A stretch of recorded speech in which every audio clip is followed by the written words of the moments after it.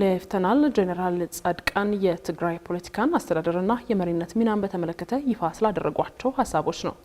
የቀድሞው የትግራይ ጊዜያዊ አስተዳደር ምክትል ፕሬዝዳንት ሌፍተናንት ጄኔራል ጻድቃን ገብረትንሳኤ በትግራይ ክልል ሁሉን አካታች የሽግግር መንግስት ሊኖር እንደሚገባ ለምርጫም ዝግጅት መደረግ እንዳለበት የሚያመላክት ሀሳብ ያሰፈሩበትን አዲስ መጽሐፍ ለአንባቢያን አቅርበዋል። የትግራይ ፖለቲካ አስተዳደርና የመሪነት ሚና በሚል ርዕስ በትግርኛና በአማርኛ ቋንቋ በታተመው መጽሐፍ ላይ ከሰሞኑ ውይይት የተደረገ ሲሆን በመድረኩም የተለያዩ ሀሳቦች ተነስተዋል።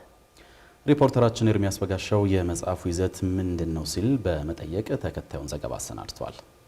የአዲስ አበባ ዩኒቨርሲቲ ትምህርታቸውን በማቋረጥ የደርግን ስርዓት ለመጣል ወደ ትጥቅ ትግል ከገቡ ታጋዮች መካከል አንደኛው ነበሩ። ከትጥቅ ትግል ተሳትፏቸው በኋላ ደግሞ የአገር መከላከያ ሰራዊት ኤታ ማዦር ሹም ሆነው አገልግለዋል። ከዚያ በኋላ ለዓመታት በግል ሥራዎቻቸው ላይ የቆዩት ሌፍተናንት ጄኔራል ጻድቃን ገብረትንሳኤ በቅርቡ በተካሄደው የሰሜን ኢትዮጵያው ጦርነት ወቅት የትግራይ ማዕከላዊ ዕዝ የአመራር አባል ነበሩ። ጦርነቱን በቋጨው የፕሪቶሪያ ስምምነት ላይ ደግሞ ተደራዳሪ። ከዚያ በኋላ የትግራይ ክልል ጊዜያዊ አስተዳደር ምክትል ፕሬዝደንት ሆነውም አገልግለዋል። አሁን በአዲስ አበባ የሚገኙት ሌፍተናንት ጄኔራል ጻድቃን ሰሞኑን የትግራይ ፖለቲካ አስተዳደርና የመሪነት ሚና በሚል ርዕስ በትግርኛና በአማርኛ ቋንቋ የተጻፈ መጽሐፍ ለአንባቢያን አቅርበዋል። ከትናንት በስቲያ እዚህ አዲስ አበባ በመጽሐፉ ዙሪያ ውይይት ተካሂዶ ነበር። በመርሃ ግብሩ ላይ ጸሐፊው ከአቅም በላይ በሆነ ምክንያት መገኘት ባይችሉም የዝግጅት ክፍላችን ግን በመጽሐፉ ዙሪያ በተለይ ወደ አማርኛ ቋንቋ በመመለስ ሥራው ላይ የተሳተፉትን ጋዜጠኛና ደራሲ ብርሃኑ አባዲን አነጋግሯቸዋል። በአራት ክፍሎች የተደራጀው መጽሐፉ በቀዳሚነት በ2010 ዓ.ም ከተከሰተው አገራዊ ለውጥ አስቀድሞ ስለነበረው ሥርዓታዊ ችግርና ስለተነሳበት ተቃውሞ አንስተውበታል። በሁለተኛው ምዕራፍ ደግሞ በብዙ ጦርነቶች ውስጥ ያሳለፈው የትግራይ ክልል ከጦርነት በመለስ ሊኖረው ስለሚገባው መንገድ ሐሳባቸውን አካፍለውበታል። ሦስተኛው ከፕሪቶሪያ ስምምነት በኋላ የተጻፈ ነው። የሰላም አማራጭ ስለምን አይኖርም? ሁሌ ውጊያ ውስጥ ነው የምንኖረው። ወደ ውጊያ ምክንያት የሚሆኑት ነገሮች ምንድን ናቸው? በእነዚህ አይነት መንገድ ከቀጠል ወደ የወለጠ ውድቀት ያመራል። ስለዚህ ለውጥ ማምጣት አለብን የሚል ጽሑፍ አዘጋጅተው እዛ ያቀረቡበትና ለውይይት ያቀረቡበት ነው ሁለተኛው ምዕራፍ። ሶስተኛው ምዕራፍ የፕሪቶሪያ ስምምነት ከተፈረመ በኋላ ያዘጋጁት ጽሑፍ ነው። የጊዜያዊ አስተዳደሩ ምክትል ፕሬዝዳንት ሆነው ከተሰየሙ በኋላ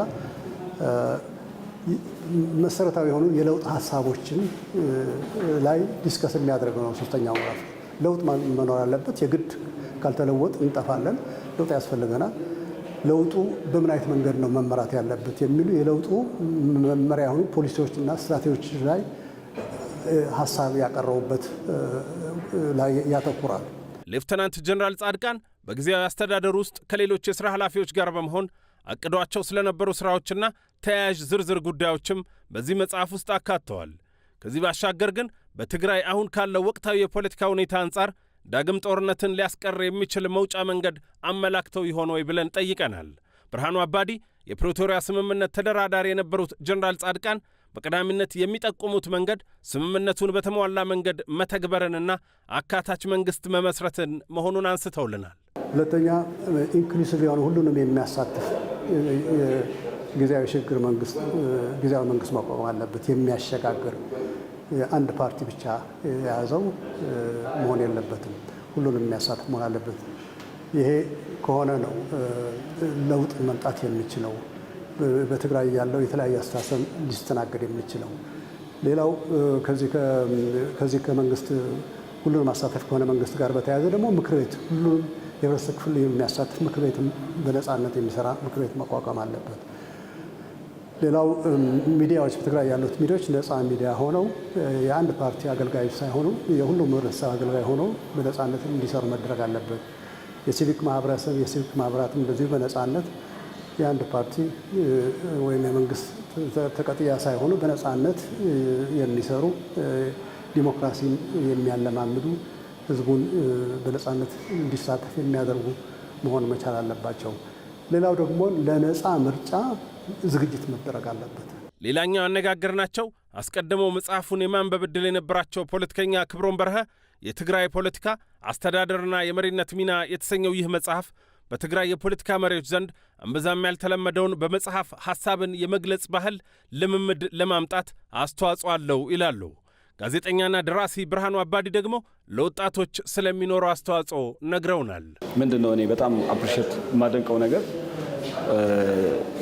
አሁን ትግራይ ውስጥ የፖለቲካም የወታደር አመራሮችም የነበሩ ሰዎች ብዙም ሲጽፉ አይታይም። አሁን የደርግ አይተ እንደሆነ ከመንግስቱ ኃይለማርያም ጀምሮ ብዙ መጽሐፍ ጽፏል። በኢህአዴግ በተለይ ህወሓት የነበሩ ሰዎች ብዙም አልጻፉ፣ ከጠቅላይ ሚኒስትር መለስ ጀምሮ ማለት ነው። እንግዲህ ጠቅላይ ሚኒስትር ብዙ ይጽፋሉ ተብሎ ይገመት ነበር አይደል? እሳቸው ማግኘት አልቻለም።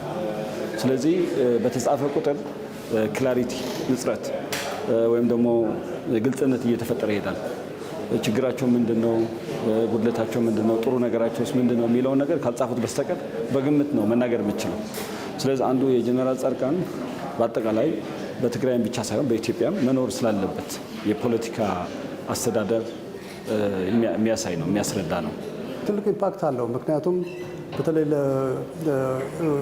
የወጣቱ ትውልድ የዚህ የለውጥ ጉዳይ ባለቤት መሆን አለበት። ስለዚህ ሁሉንም ነገር መረከብ አለበት፣ ኦውን ማድረግ አለበት። ራሱ ተመልካች ሆኖ ሩቅ ሆኖ ለረጅም ዘመን መድረኩን በብቸኝነት የያዙት ኃይሎች ወይም ድርጅት የሚነግረውን የሚሰጠውን አጀንዳ እየተከተለ የሚሄድ ሳይሆን ራሱን ችሎ በሁለት እግሩ ቆሞ የራሱን ሀሳብ አፍልቆ የለውጡን አጀንዳ ራሱ ወስዶ ራሱ መምራት መቻል አለበት። ወጣቱ ሙሉ በሙሉ ኃላፊነቱን ካልተረከበ ለውጥ ሊመጣ አይችልም። ስለዚህ ወጣቱ ላይ ትልቅ ትኩረት ያደርጋል። እዛ የተነሱት ሀሳቦች ደግሞ ለወጣቱ መነሻ ሀሳቦች ይሆኑታል።